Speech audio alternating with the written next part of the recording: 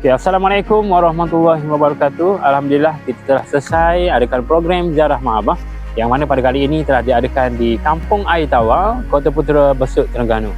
Dan Alhamdulillah kita telah berjaya menyantuni dan membantu seramai 10 keluarga di Kampung Air Tawar, Kota Putera, Besut ini.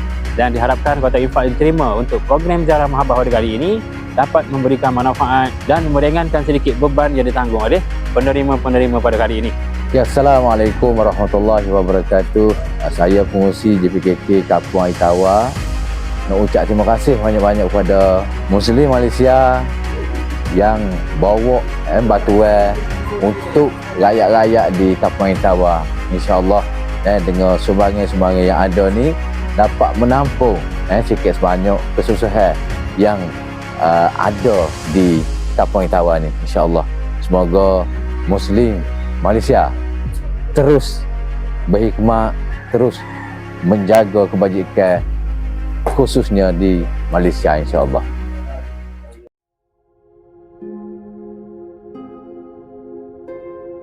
Jadi Kak Nur duduknya berapa orang ni? Okey. Okey. Kak Nur, anak. Okey. Anak 2. Lepas tu suami lah. Lepas tu suami buat kerja ke apa? Soleh.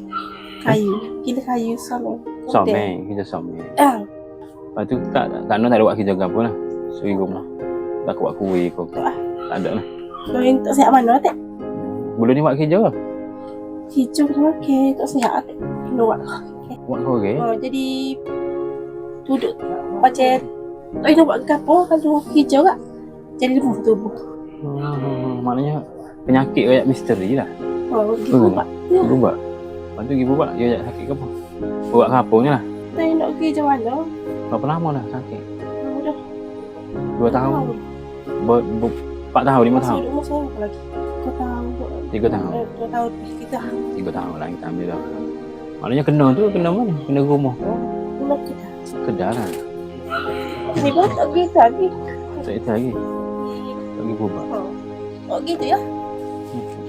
Lepas tu boleh buat kerja dah ni? Masuk apa semua boleh? Boleh. Tak luar kerja bergerak. Maknanya kerja-kerja tak boleh lah. Tak boleh lagi.